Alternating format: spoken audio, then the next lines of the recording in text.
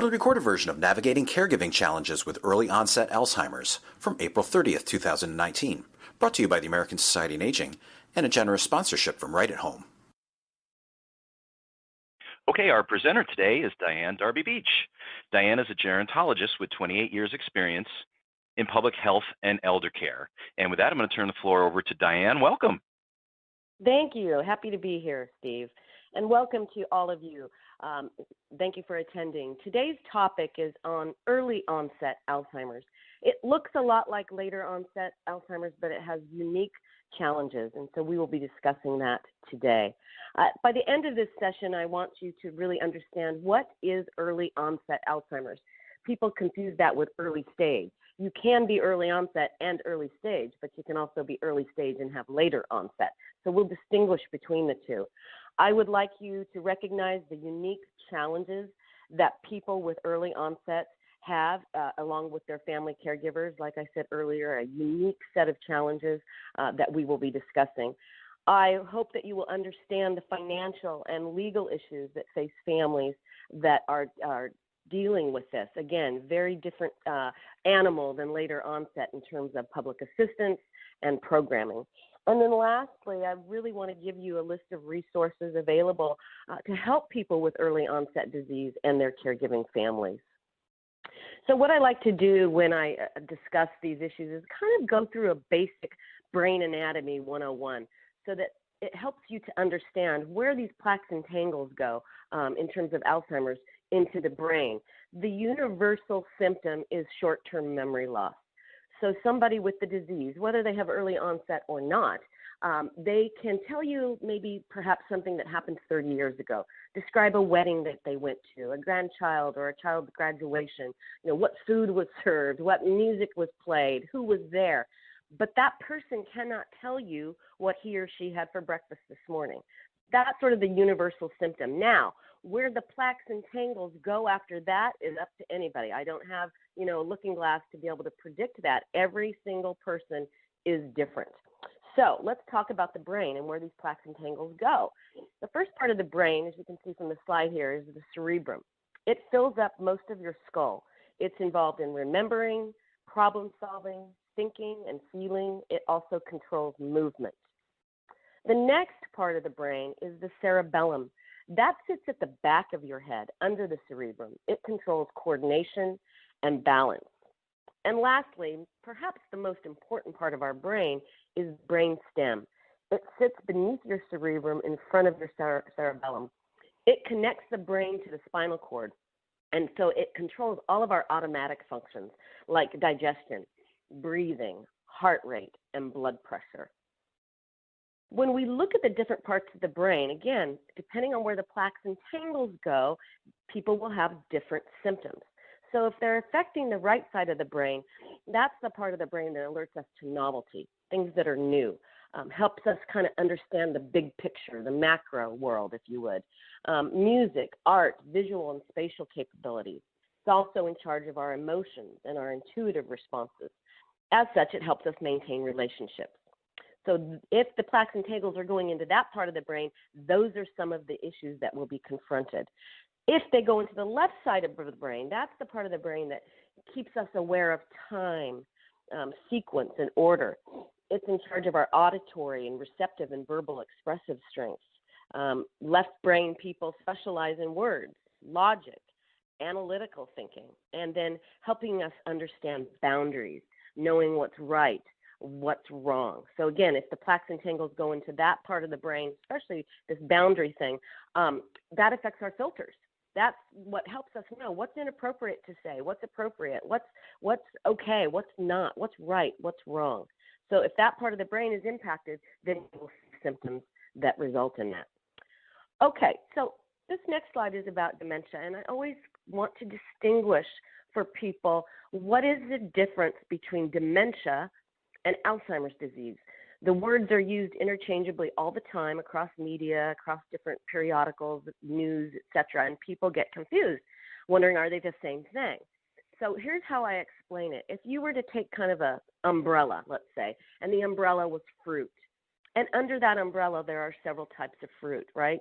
apples, bananas, strawberries, blueberries, peaches, what have you.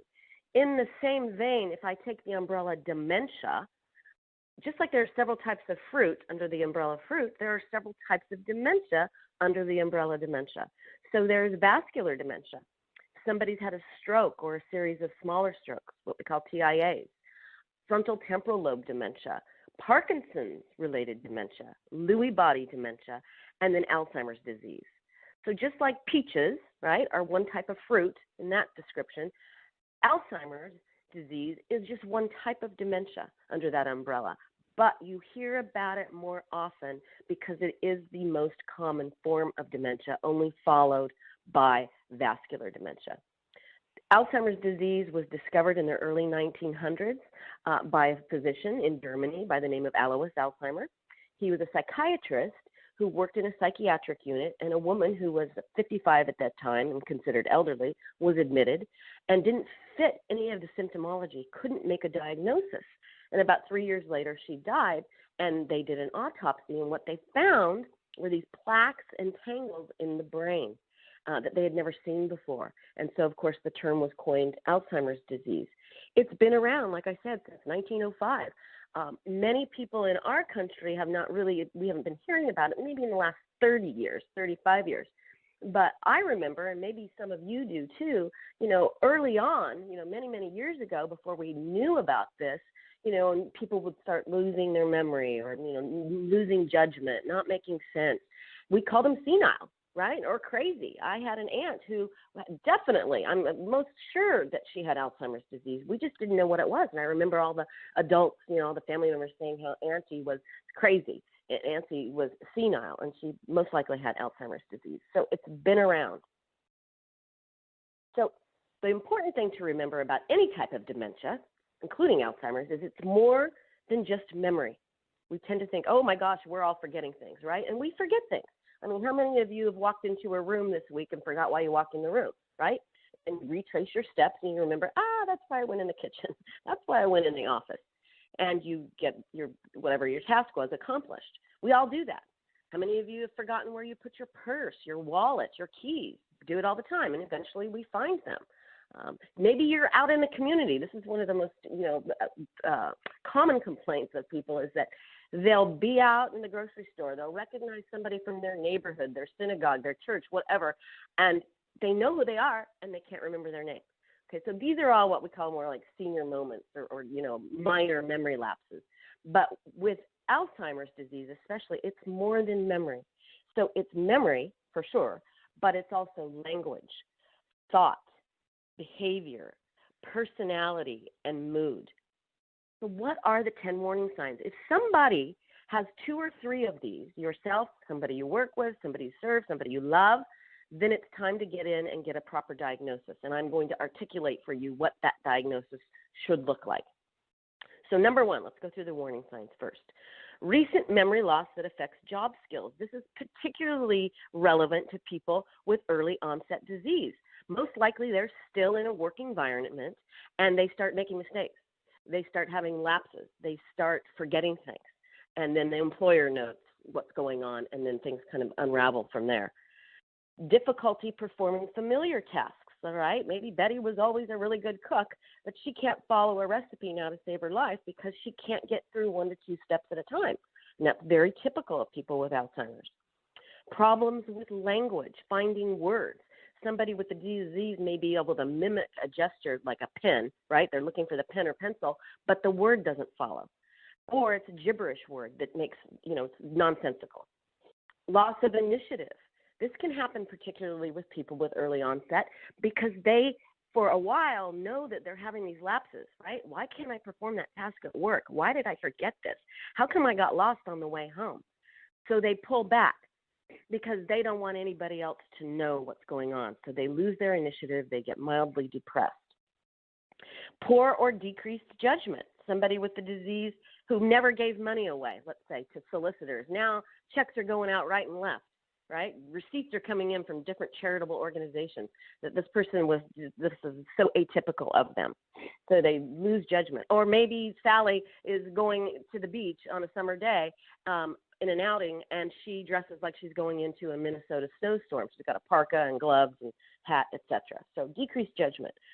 Problems with abstract thinking. That's where our executive function is. What's that mean? In basic lay terms, it just means we can decide on something that comes before and something that might come after, therefore we can reason, right? If my daughter says, Mom, you really need to take a jacket, it's cold outside, and I put the two together, yeah, I might get cold, right? So the person with the disease cannot make those connections. And what happens with caregivers, especially with families, is they continually try to reason with the person, which just creates angst and agitation on both people's parts. So the best thing to do is forget talking Sally into taking the jacket, pack it for her or give it to whoever she's going out with. Don't even try to reason with her.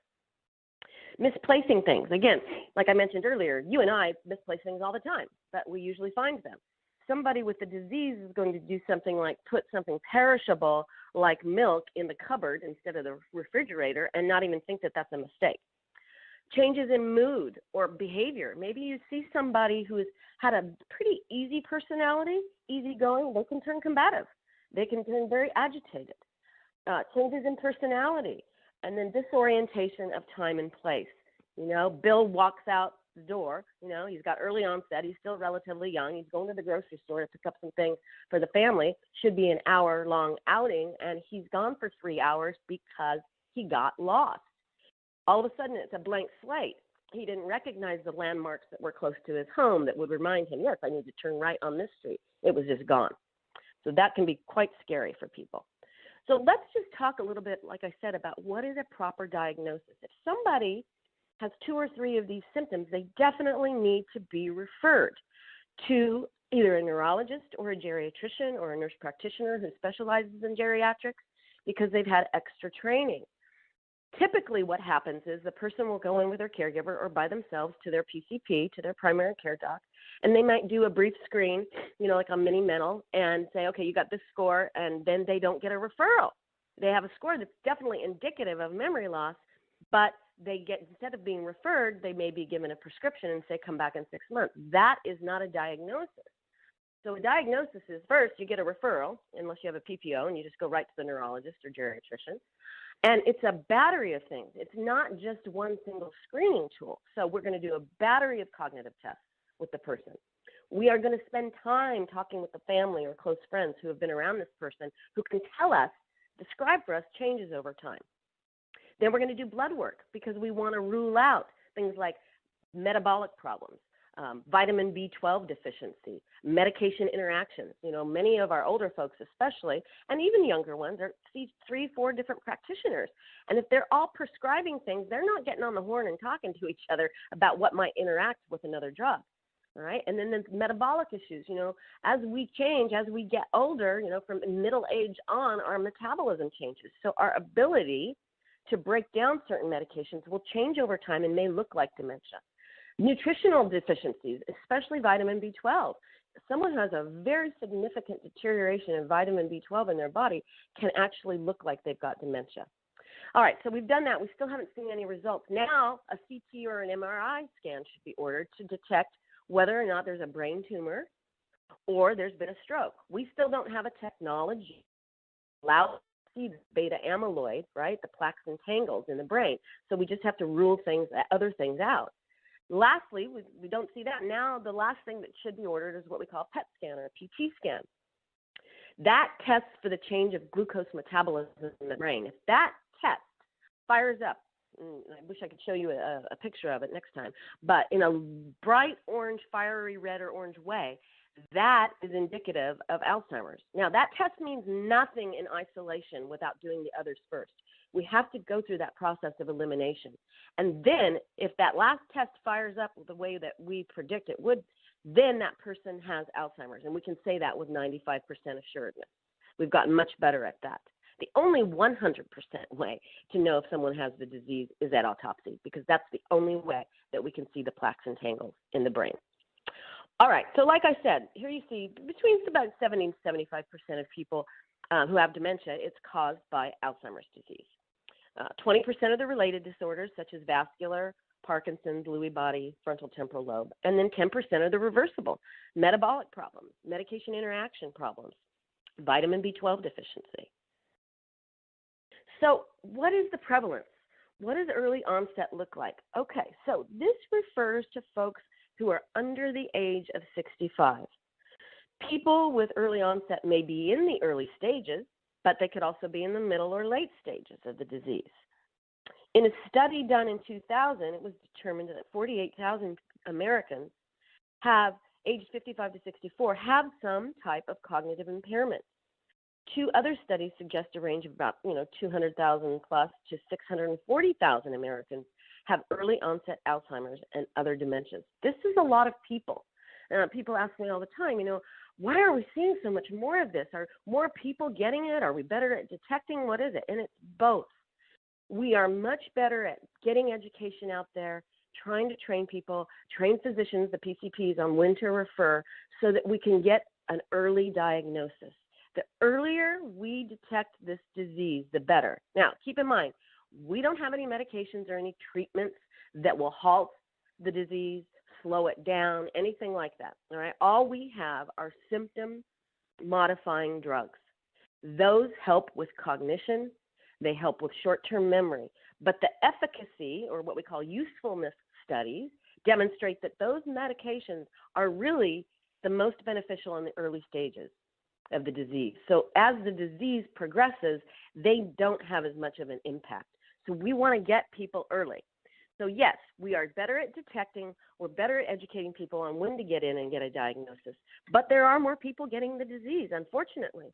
And as people age, this is the tsunami of healthcare, right? 1 in 8 baby boomers, let's say, are going to have the disease. And 50% of people that reach the age of 85 and older will have the disease. And keep in mind, this is one type of dementia. We're talking about Alzheimer's. This doesn't even account for the others. So it really is a tsunami, and we are seeing more people with early onset, so under the age of 65, getting the disease. This component of the disease, and we don't understand exactly why, it progresses faster. So someone with early onset is going to progress through the stages much faster. Their life expectancy is shorter than somebody who's diagnosed later. And it's highly genetic, all right? We still can't really say that later onset is highly genetic, but we can say early onset is. So if somebody has had a first-order relative, a parent, a grandparent, a sibling, an aunt or an uncle who had early onset disease, then that person has a 50-50 chance of having early onset themselves. So this is highly genetic. So what are some of the unique challenges that people with early onset and their families face? Well, one is difficulty obtaining a proper or accurate diagnosis. Lots of these people are dismissed because people think, even healthcare practitioners, well, she's much too young. She couldn't possibly have this disease. So they don't refer them. They don't ask for more testing. They have a really hard time getting public services because they fall through the cracks. So getting disability insurance, SSI, and other kinds of disability payments. And this can just be overwhelming to the person and to the person with the disease. For any of us who have had to deal with that side of the healthcare system, just getting an appointment, getting your paperwork in, getting insurance to approve things, it can take, you face many, many roadblocks. And when this person and the caregiving family is already in crisis, it's difficult to get through that system. They need help. A lack of health insurance and or high out-of-pocket expenditures for medical care. Most long-term care is private pay. And again, keep in mind, people who have early onset don't qualify for Medicare, even though Medicare doesn't pay for long-term care. It pays some, but clearly not most of it. So they fall through the cracks. Again, high out-of-pocket costs for long-term care and lack of appropriate medical care, residential care services, and community resources. So again, these folks need a lot of coaching. They need a lot of resources. They need to have help because they are overwhelmed with the situation. Most folks with early onset are still working. They have children at home who still need care. And they've got other family obligations, etc. And now they're dealing with this disease. Same with the family caregiver. Typically, a wife, all right, is working outside the home, has dependent children, has now her spouse has early onset, and she may be taking care of an elderly parent at the same time. So the stress on these people is absolutely incredible, and we really have to address that. So what is early onset long-term care? When we define it, what is it? It's the health, mental health, residential or social support provided to a person with functional disabilities on an informal or formal basis over an extended period of time, with the goal of maximizing the person's independence. Service changes over time as the person changes, the person's disease changes, and their caregiver needs change. One of the really crucial things here is about coaching the families, the caregivers of people with early onset on self-care. Because if they don't take care of themselves, they will not be able to take care of this person, and their family may fall apart and other relationship problems occur. So it's about pacing and making sure that we give that family caregiver or caregivers permission to take care of themselves. Meet with friends. Don't completely isolate and negate your own needs, because what happens is that caregiver, when they isolate, their whole world becomes this caregiving paradigm along with all the other responsibilities that they have. They get depressed. And when they get depressed, their self-esteem plummets. And when that happens, it's this vicious cycle, because they get more depressed, and hence the more their self-esteem is plummeted. So isolation needs to be broken. We need to really intervene there. So lastly, before we end, I'm just going to kind of go through what the long-term categories are that are available to people with early onset and later onset as well. Home care. Services could be nursing or just personal care provided to a homebound individual who is convalescing, disabled, or terminally ill. Informal care refers to long-term care services carried out by families or friends and unpaid caregivers. Then there's independent living. So residents in these kinds of communities are just that, independent. There is help available if needed. Assisted living, and that's a subcategory of residential care that includes housing and limited care that is designed for seniors and others, people with early onset as well, who need some assistance. Then there's nursing home care, chronic care facilities, acute care programs, and hospice care. So the idea is to really educate the families on what services are available to them, and for us as professionals to facilitate them getting that kind of assistance. What are the different types of clients served, and what's involved in the continuum of care, and what are the choices for people who have early onset, and what are the choices of their caregivers? One is home care, which is maybe a formal home care. You hire an agency like Right at Home, and you bring folks in, caregivers in, to help with your loved one. So that resident individuals who require activities of daily living assistance beyond the capabilities and or availabilities of family members and friends. So these home care come in and companion care. They can do, housekeeping assistance, help the person with their activities of living, helping them get dressed, helping them get, showered, getting, fed, taking them out for activities. So home care is an option for folks. Assisted living is another option for people with early onset. So individuals who are not able to live independently but do not require the level of care provided by a skilled nursing home. So if you look at the assisted living communities, and most of us know this, they're very nice. They look very home-like. People can bring in their belongings, make their rooms look like their home as much as possible. The problem with people with early onset and assisted living is that what I said before is they walk in, their families walk in and look and see a bunch of older people, and they think there is no way that my loved one will fit in here. And it can be a problem. It tends to be more of a problem early on when they're more aware of what's happening, and as the disease progresses, they tend to relax a little bit more and fit into that living environment. Then there's skilled nursing. Those are individuals in poor health need in performing their daily activities. They have a skillable need. It's not just dementia. And then lastly, there's hospice care. And people with with Alzheimer's can go on and off hospice care. It's a little different qualification criteria than, say, cancer. So if they are failing to thrive or having difficulties with one or more of their activities of daily living, they may qualify for hospice. Then they may gain some momentum again, right, some independence and functioning, and they can go off of hospice. So how do they pay for this? This is true for people with early onset and folks that don't. We have to look at the payment mechanisms. There is Medicare, but it's really short term. Medicaid, or in California, Medi-Cal, but that will pay for skilled nursing home.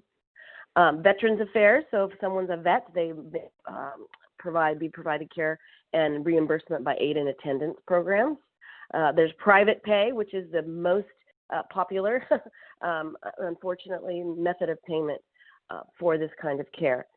Medicare offers only short-term assistance. We really need to make sure people are aware of this. They have this misnomer that it pays for care. Now, with people with early onset, it's not even an issue. They don't qualify for it. But in other cases, they may provide short-term assistance because individuals have been deemed in need of skilled care. So they have a skillable need rather than custodial care in order to qualify. Custodial care is what many of those seeking long-term care need help with activities of daily living.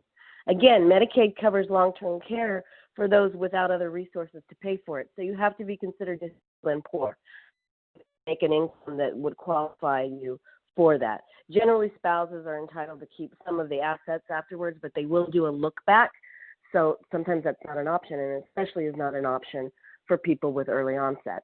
So what do they do? If you're facing this, you've got early onset, you may have children at home, you still have a job that you're not going to be able to stay at, you go into your retirement fund, do you sell a house?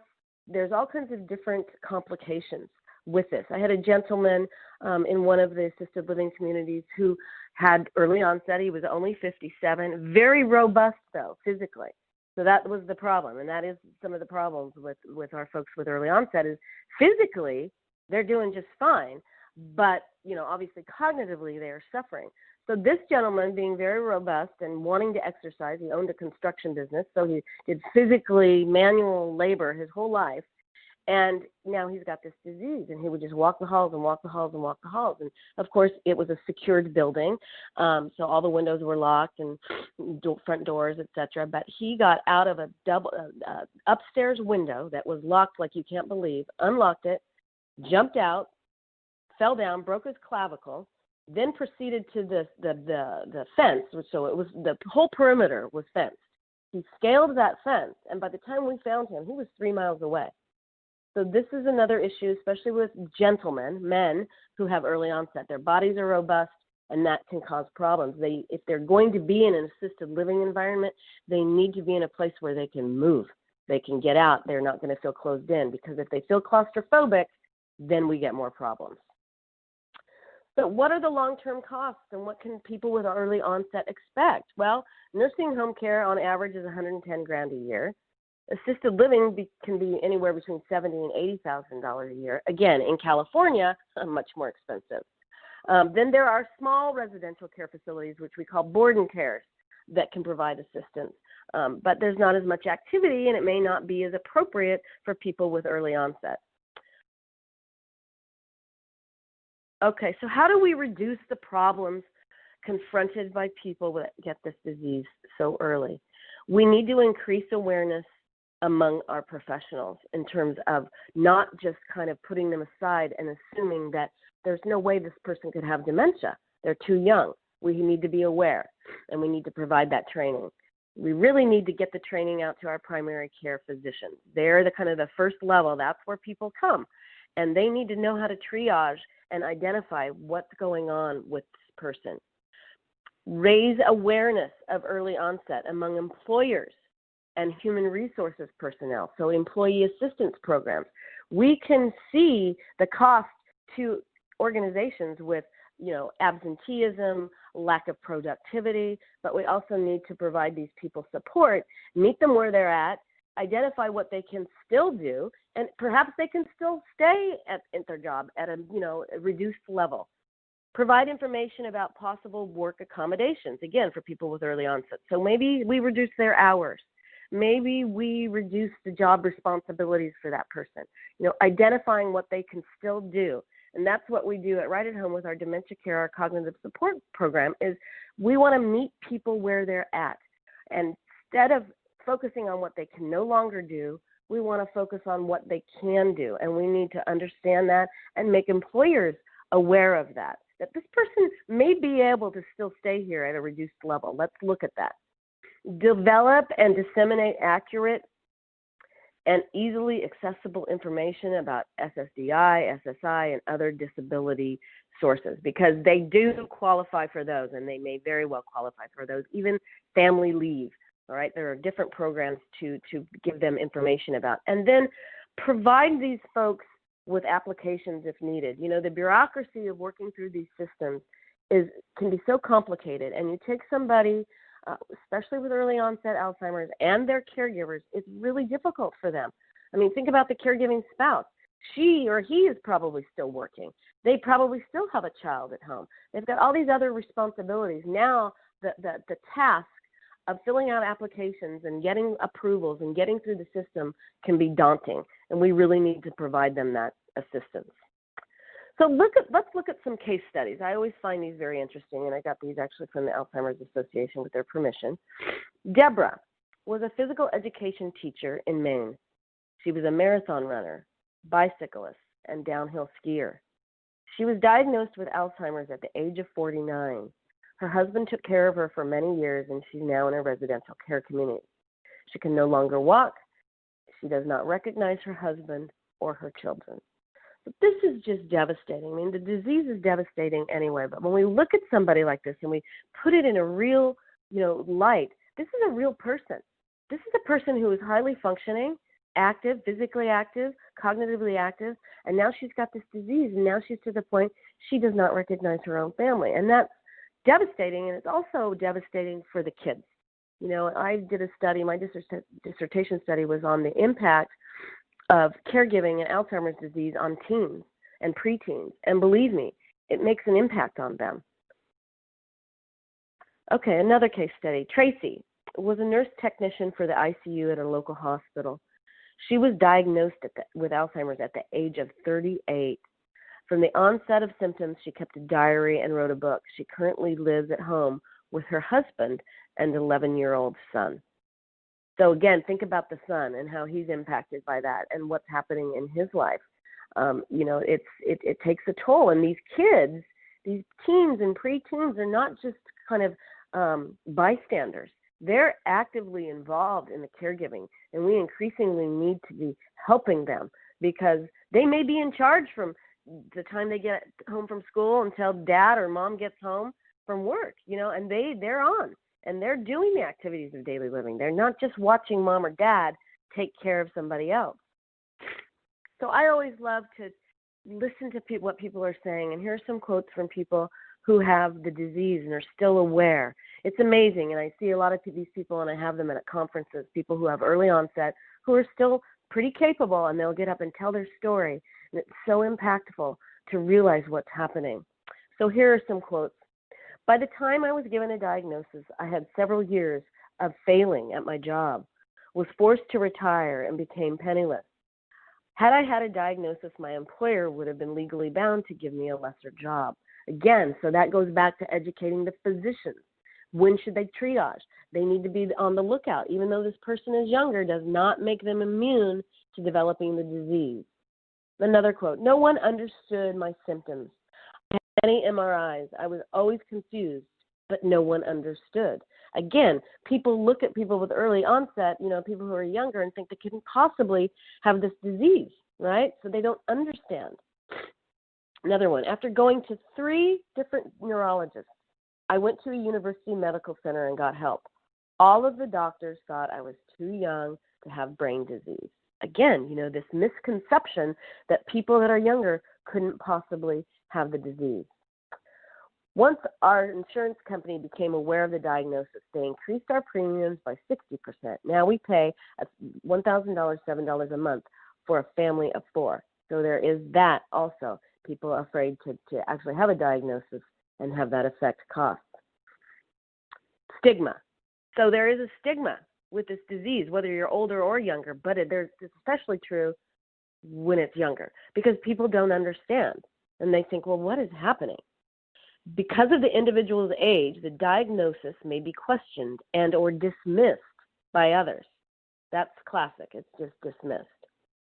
Relationships may change as others shy away, unsure of how to respond, especially with your peers. If you're younger and you're 55 and you're 57 and you've got this disease, your colleagues who are your age, your peers who are your age, they're afraid of their own mortality too, right? Just like with any other disease, but they're looking at that thinking, oh my God, that could be me. And so they shy away rather than kind of lean in and help the person. Others may interact slowly with the person's family or care partner, altogether avoiding the person with early onset disease, treating them as if they're not even there, right? And it may be not out of a bad place in their heart, but they don't know how to deal with the person. And the best thing we can do, just like an older person with the disease, is include them in the conversation, especially early on. Include them in the conversation and make it as if they are involved in these decisions. You are not making decisions for them. So what can we do? What are the action steps? Well, we need to advocate. We need to be training. We need to be educating. We need to be helping these folks. We need to be making resources available to them.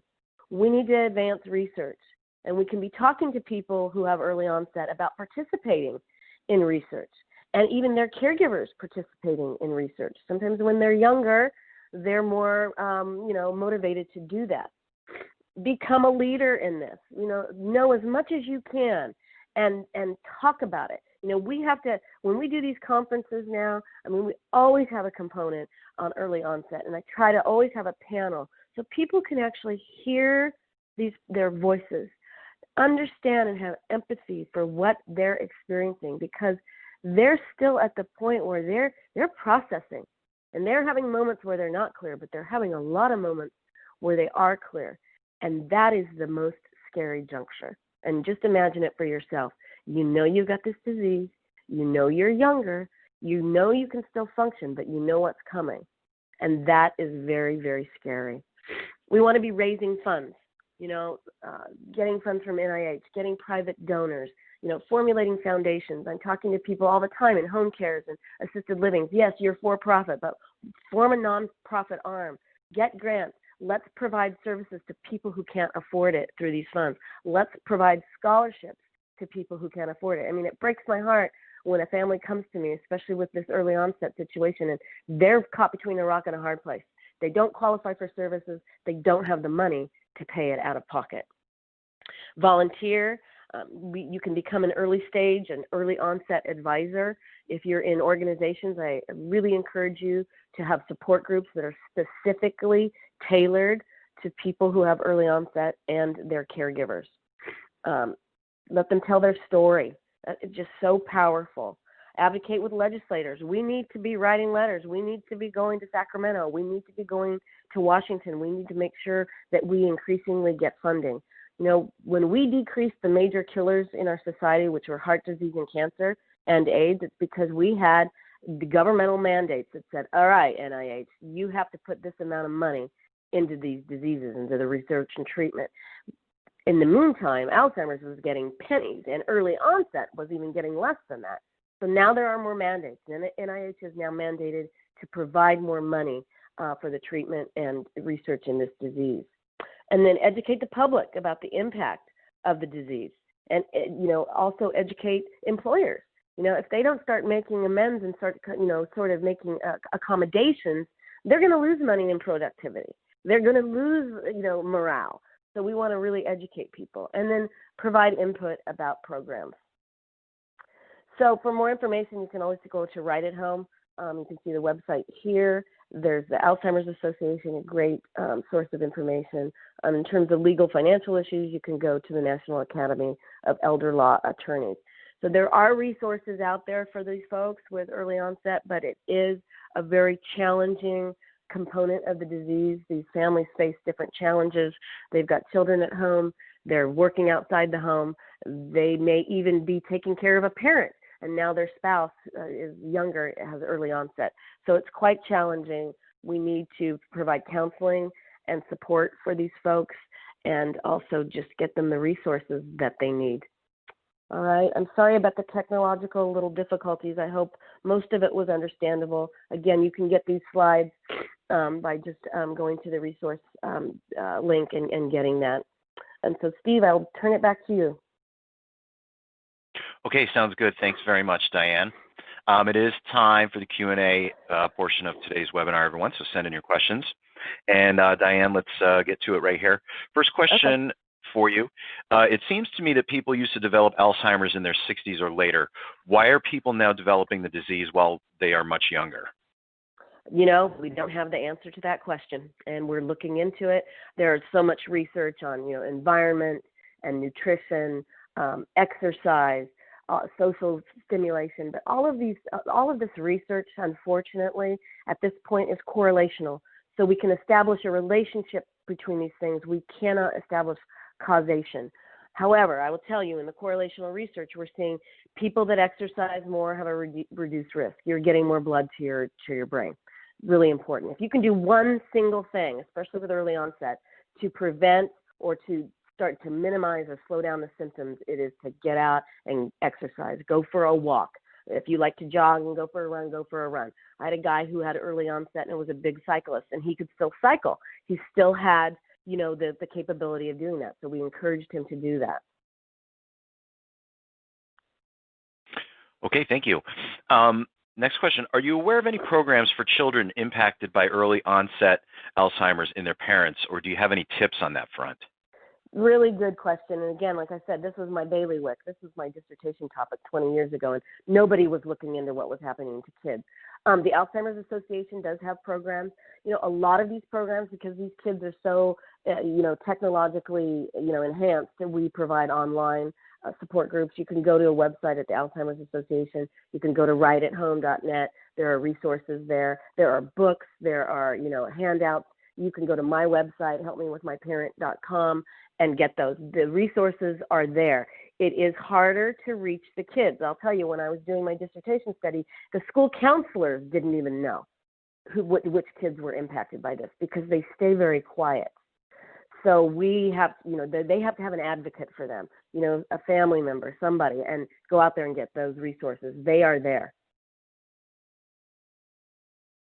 All right, thank you. Next question. Can you review again for us how someone gets a proper diagnosis of early onset dementia? Yes. Okay, absolutely. So the first thing you're going to do, typically you can't just go right to a neurologist unless you have a PPO. And if you do, I would just go right there. For most of us, you're going to have to go to your PCP first, which is your primary care doctor. Talk about the symptoms, talk about what you want for your loved one. You want a referral. Okay, so now you get a referral to either a geriatrician or a neurologist. Then they go through this following pattern of tests. A battery of cognitive tests, not just one screening tool. B, they talk to the family. Tell me about, how your loved one has progressed, what's happened over the years. C, blood work to rule out metabolic problems, medication interaction, nutritional deficiencies.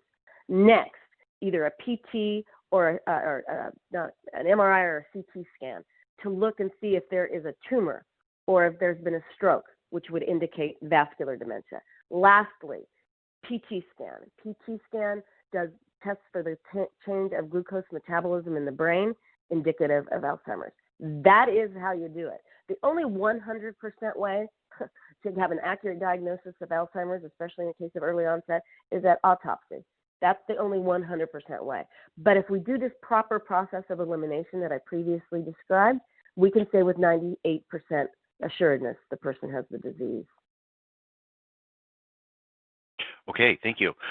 Next question. What guidance can you give for working with the spouses of people with early onset dementia? What words of wisdom can be provided in the beginning to the spouses as they adjust to being a caregiver at a young age? Right, great question. And so they face, like most caregivers, these challenges, but the case of the early onset spousal caregiver is very different. So what we want to make sure that he or she does is pace him or herself. So you've got to get help. And even though it doesn't mean you may not think you need a lot of help in the beginning, get some help, because it's much like a race. You know, if you are a runner and you think you're out for a 5K, which is 3.1 miles, and you get 2 miles into it, you've already gone out pretty fast, and you realize you're running a marathon. You've got 20 plus miles to go. You will burn out. You will crash and burn. And it's the same thing here, especially with early onset, because of the varying challenges. The spousal caregivers, 9 times out of 10, have a child at home that's dependent on them, and they have an outside job, and up to 10 to 20% are taking care of an elderly parent.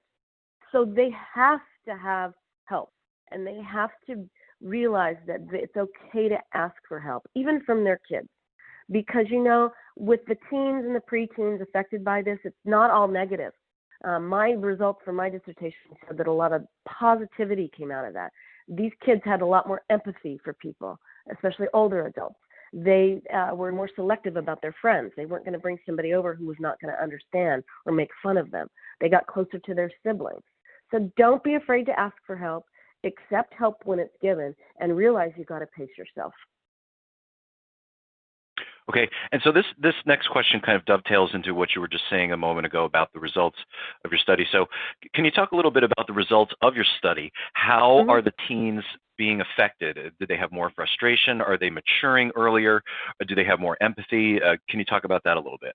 Yes, all of those things. I mean, you know, I had a teen who actually decided to homeschool because he was designated as the primary caregiver. Was that a great decision? Wasn't sure, you know, it was 50-50. In general, what I found is that, yes, these kids do feel upset. You know, I mean, this is upsetting.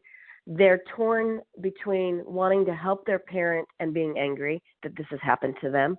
They're torn between wanting to just be a teenager and go out and go to their dances and their football games and all that, but feeling guilty that they're not at home. They want more time with the caregiving parent. They feel like they've been kind of put aside for, let's say, mom is the caregiver, and mom's busy. Mom's working and taking care of the kids and taking care of husband and taking care of an elderly parent, and that teen feels like they've been left out. So there are positives. There are negatives. You know, I did also find, like I said earlier, that they had a lot more empathy for people in general, and especially for older people or people who had a disease. They were more selective about their friends. You know, they weren't going to bring somebody over who was going to make fun of their loved one or not understand, right? So all of those things go into it. There are positives and negatives.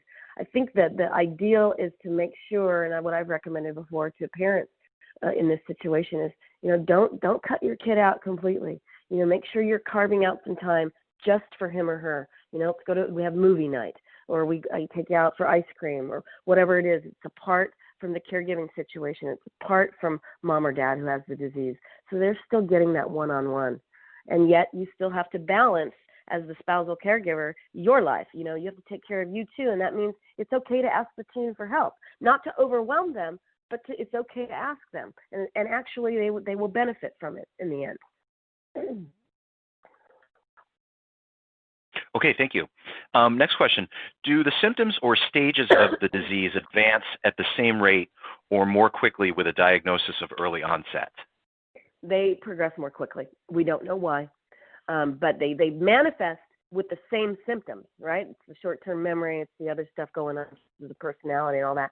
For whatever reason, and we still don't know, they progress much faster. So the average person that's diagnosed with Alzheimer's will live 8 years from diagnosis to death. Now, they've been symptomatic a lot earlier than that. We know that. We know we're reaching them probably 4 to 5 years into the disease until we make a diagnosis.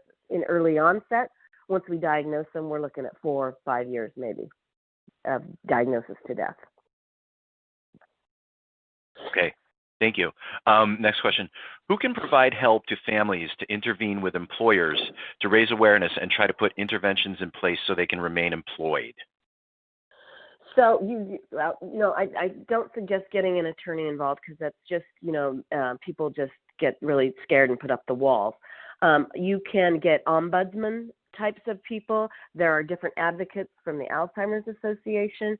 You can bring in an expert like me, a gerontologist, and say, we would like her to come talk to you. You can set that up. There's nothing wrong with that. I mean, I can call an employer and say, I need to come in and talk to you about this particular person or this particular issue.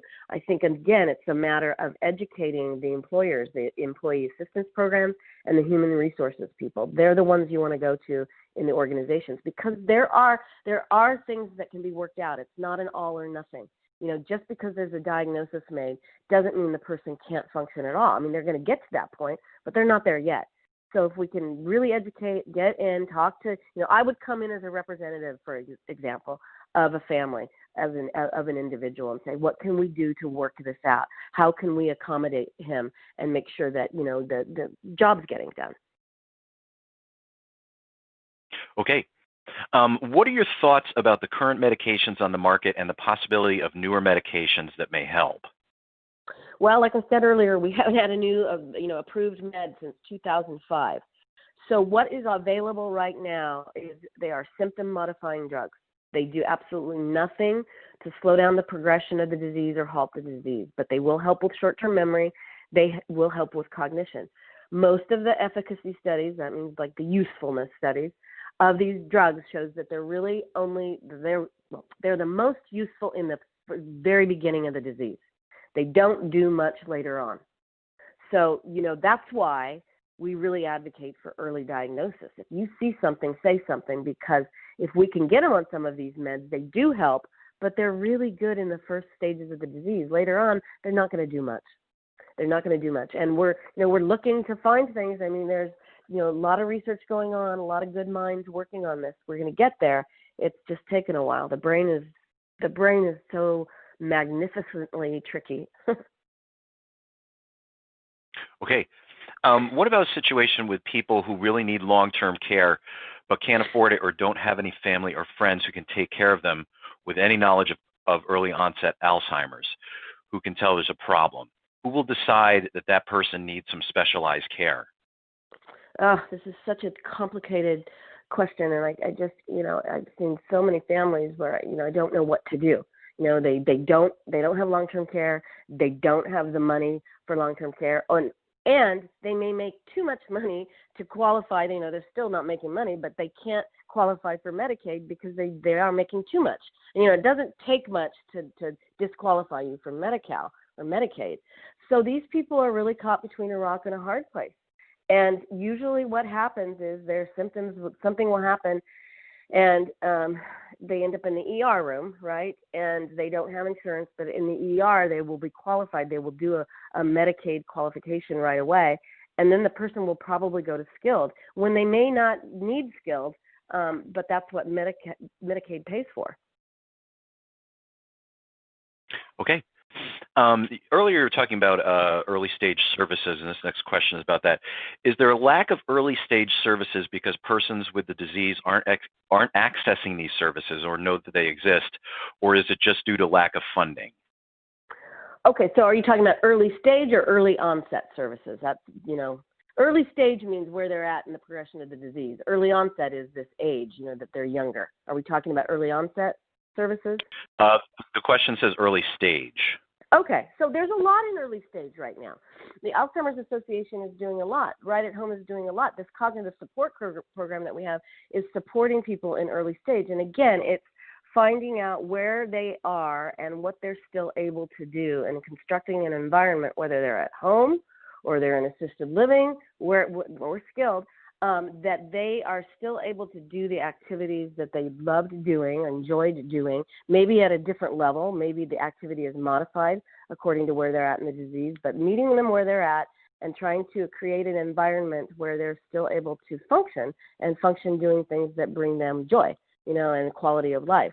So there are early stage services. Again, you can go to rightathome.net. You can go to the Alzheimer's Association. There are early stage support groups now for people in the early stages. There are support groups for caregivers for people in the early stages. There's daycare now that really focuses on early stage. So there's a lot available because we want to increase people's quality of life, and because we are educating people more about getting early diagnosis, now we're seeing more people in early stage. We have an opportunity to intervene and help early on, and I think that's really important. Next question. We are working with Alzheimer's OC to try to start a support group for teens of parents with dementia. We're not getting a lot of participation yet. Some people are speculating that the younger generations, quote unquote, don't do support groups. Have you heard of teen support groups that have been successful? Yes, and you're right. Reaching the teens and reaching the parents of the teens is tough, and I've been involved in this for years, trying to get them to come to support groups, on a Saturday when there's soccer and there's baseball and there's all these other things going on, and they're trying to have a life. They don't tend to want to come to these groups. The Alzheimer's Association is trying in many different environments to do teen support groups, even, and we're seeing a little bit better attendance if we do it via, like a webinar like this, something that's online that they can go to, because that's their bailiwick. That's what they're used to. They're not going to come to you. The other thing to do is go to them. I always say that, when you're going to do a group, don't make people come to you. Go to their environment where they're already there. Maybe there's a group that already meets at school.